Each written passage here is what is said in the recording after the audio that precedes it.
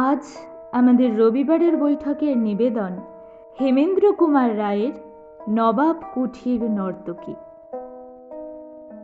হ্যাঁ, এই হচ্ছে সেই নবাব কুঠি। সেকালে এক বিলাসী নবাব এখানে বাস করতেন। রোজ নাচ গান আর আনন্দ কলরবে নিশীথ রাতের নীরবতা এখানে মুখরিত হয়ে উঠত।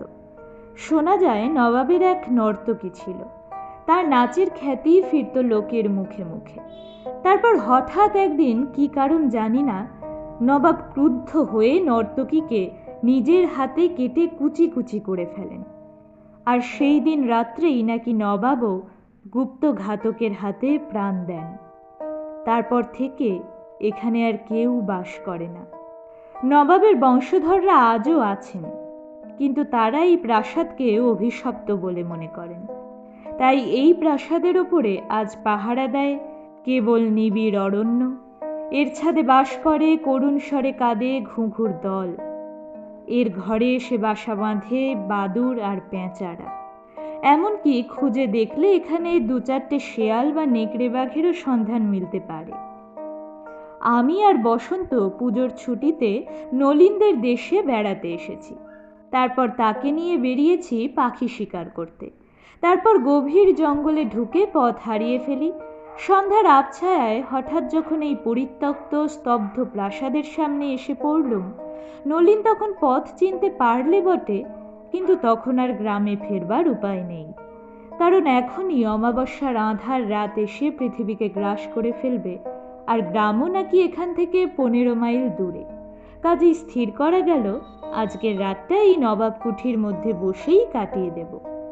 নলিনের মুখে নবাব কুঠির ছোট্ট ইতিহাস শুনে বসন্ত বললে, এই 1941 খ্রিস্টাব্দে পৃথিবী থেকে রোম্যান্সের গল্পটুকু পর্যন্ত উবে গিয়েছে। যাক, তবু সে একখানা রোম্যান্টিক বাড়ির খোঁজ পাওয়া গেল, এটুকুই সৌভাগ্য। নলিন বললে, সৌভাগ্যের ঠেলায় একটু পরেই বুঝতে পারবে। কেন, রাতে খাবে কি, বাদুড়, চামচিকে না কালো অন্ধকার? আমি বললুম, নির্ভয় হও, দৈব দুর্ঘটনার জন্যে আমি প্রস্তুত হয়েই এসেছি। আমার ব্যাগের জঠরে আছে 1 ডজন মর্তমান কলা, 8 ডজন ডিম আর 2খানা বড় পাউরুটি। বসন্ত বললে, আর আমার ফ্লাস্কে আছে গরম চা। ব্যাস, আজ আর কিছু না থাকলেও চলবে। কর্মভোগের পর রাজভোগ, মন্দ কি? নলিন তবু খুঁতখুত করতে করতে বললে, কিন্তু ঘুটঘুটে অন্ধকারে। আমি বললুম, আমার কাছে একটা টর্চ আর 2টো মোমবাতি আছে, সুতরাং। বসন্ত বললে, সুতরাং দুর্ভাবনায় জলাঞ্জলি দিয়ে এই কোণটা পরিষ্কার করে ফেলা যাক। এখানে যে ধুলো জমে আছে তার বয়স অন্তত 100 বছর। তখনও ভালো করে সন্ধ্যার আসর বসেনি। পশ্চিম দিকের বড় বড় জানালাগুলো দিয়ে যেটুকু ম্লান আলো আসছিল, তাইতেই ঘরের ভিতরটা দেখা যাচ্ছিল আবছা আবছা। এ হচ্ছে একটা মস্ত বড় হল ঘর। এর মধ্যে অনায়াসে 100 জন লোকের জায়গা হতে পারে। কেবল মেঝের সমস্তটাই নয়, চারদিকের দেওয়ালও শ্বেত পাথরে বাঁধানো। অযত্নে ও কালের প্রভাবে মার্বেলের শুভ্রতা মলিন হয়ে গেছে বটে, তবু তার ভেতর থেকেই নবাবী ঐশ্বর্যের যে দীপ্তি ফুটে উঠেছিল, তা মুগ্ধ করে দিলে আমাদের নয়ন মনকে। মাঝে মাঝে রঙিন পাথরের লতা পাতা ফুল বসিয়ে দেওয়ালকে অলঙ্কৃত করা হয়েছে। সে কারুকার্যও অনুপম। আমি বললুম, বোধহয় এইটাই ছিল নবাব বাহাদুরের নাচঘর।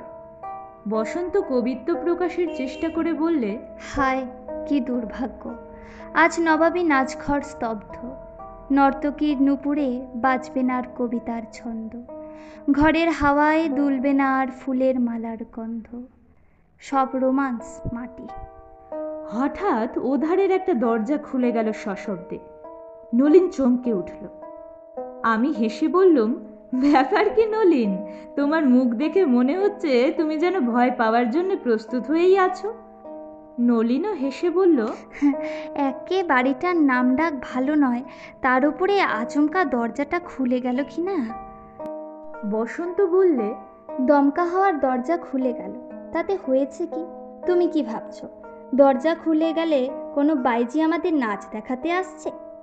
আহা, তা যদি আসতো, আমি পেলা দিতে রাজি। নলিন বললে, এখানে ওসব কথা আমার ভালো লাগছে না। বসন্ত, আলো জ্বালো, খাবার বার করো। আমি বাতি জ্বাললুম। বাতির আলোতে ঘরের একটা কোণ কিঞ্চিত উজ্জ্বল হয়ে উঠল বটে, কিন্তু হাত কয়েক এগিয়ে পরিপূর্ণ অন্ধকারের মধ্যে হারিয়ে গেল সেই ক্ষীণ আলোর ধারা। পরিত্যক্ত প্রাসাদ, বিজন বন, অন্ধরাত্রি, কিন্তু এরা কেউ স্তব্ধ নয়। রাত্রির কালো আঁচলের ভেতর থেকে কত রকম চিৎকার করছে কত জাতের পশু পক্ষী, কীট পতঙ্গ। গাছের ডালে পাতায় বাতাসের হুড়োহুড়ি। বাড়ির ভেতরে চঞ্চল হয়ে উঠেছে যেন সমস্ত দরজা জানলা। একখানা এনামেলের ডিশের ওপরে ডিমগুলো রেখে আমি পাউরুটি কাটতে লাগলাম। নলিন কলার খোসা ছাড়াতে বসলো। বসন্ত ফ্লাস্ক থেকে চা ঢালতে উদ্যত হলো। আমি বললুম, চা পরে ঢেলো, আগে ডিমগুলোর খোলা ছাড়িয়ে নাও। বসন্ত কাছে এসে বলল, কোথায় ডিম? ওই ডিশে। ডিশে ঘোড়ার ডিম আছে। বলেই সে খালি ডিশখানা আমার দিকে ঠেলে দিলে। আমি বললুম, চালাকি হচ্ছে, আমি এইমাত্র 6টা ডিম ডিশে নিজের হাতে রেখেছি। তোমার দিব্যি সুরেন, ডিশে আমি একটা ডিমও দেখিনি। ডিমগুলো কি আমি ভুলে মাটিতে রেখেছি আর সেগুলো গড়িয়ে দূরে চলে গেছে? 2টো বাতি জেলে এবং টর্চের আলো নিয়ে 3জনে মিলে ঘরে 4 দিক খুঁজতে লাগলুম, কিন্তু একটাও ডিম আবিষ্কার করতে পারলুম না। মাথা চুলকোতে চুলকোতে বললুম, তবে কি কোনো জন্তু টন্তু আমাদের অজান্তে এসে ডিমগুলো নিয়ে পালিয়ে গেছে? বসন্ত বললে, অসম্ভব। তবে? সেইটাই হচ্ছে প্রশ্ন। এই বাড়িতে আমরা ছাড়া নিশ্চয়ই আরও কোনো মানুষ আছে। হতভাগা চোরকে এখনই আমি খুঁজে বার করব। আচম্বিতে আমিও অনুভব করলাম ঘরের ভেতরে আমরা ছাড়া যেন বাইরের কোনো লোক এসে হাজির হয়েছে। কোনোখানে পুরো অন্ধকারে গা ঢেকে সে যেন অদৃশ্য চক্ষের ছুরির মতন তীক্ষ্ণ দৃষ্টি হেনে আমাদের প্রত্যেক ভাবভঙ্গি লক্ষ্য করছে। মনে মনে শিউরে উঠে বললুম, বসন্ত, বসন্ত, এই বাড়িতে নিশ্চয়ই কোনো রহস্য আছে, এখান থেকে আমরা বেরিয়ে পড়ি, চলো। বসন্ত ক্রুদ্ধস্বরে বলল, না না, কিসের ভয়ে পালিয়ে যাব? আগে আমি চোরটাকে ধরে শিক্ষা দিতে চাই। সে হেঁট হয়ে বন্দুকটা তুলে নিলে। নলিন সচকিত স্বরে বললে, দেখো দেখো, ওই কোণে সাদা মতন কি রয়েছে দেখো। ঘরের দক্ষিণ কোণে মেঝের ওপরে সত্যই শ্বেতবর্ণ কি যেন অস্পষ্টভাবে দেখা যাচ্ছে। টর্চের আলো তার ওপরে পড়তেই দৃষ্টি স্তম্ভিত হয়ে গেল। একজোড়া পা, রক্তমাংসের পা নয়, একেবারে অস্থিসার কঙ্কালের পা। তার চেয়েও ভয়াবহ হচ্ছে 2 কঙ্কাল পদের ওপরে বাঁধা রয়েছে একজোড়া নূপুর। বসন্ত বললে, ও হাড় দুখানা নিশ্চয় ওখানে ছিল, এতক্ষণ আমরা দেখতেই পাইনি। নলিন কাঁপতে কাঁপতে বললে, না না, এতক্ষণ ওখানে কিছুই ছিল না। আমি বললুম, নলিন, সেকালের সেই নবাব নাকি তার নর্তকীর দেহকে কেটে কুচি কুচি করে ফেলেছিলেন। নলিন আমার কথার জবাব না দিয়ে আর একদিকে অঙ্গুলি নির্দেশ করে রীতিমতো কান্নার স্বরে বললে, ও আবার কি বসন্ত, ও আবার কি?